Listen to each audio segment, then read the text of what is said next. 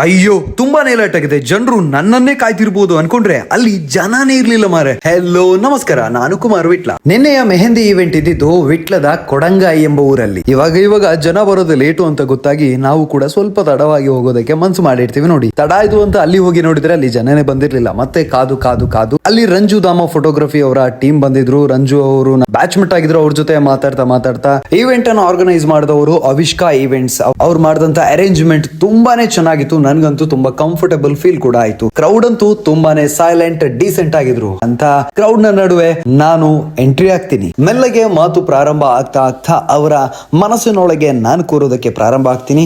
ಆಮೇಲೆ ಎಲ್ರು ಕೂಡ ಆಟನೂ ಆಡ್ತಾರೆ, ನಗನಗುತ್ತಾ ಇಡೀ ಕಾರ್ಯಕ್ರಮವನ್ನ ಎಂಜಾಯ್ ಮಾಡ್ತಾರೆ.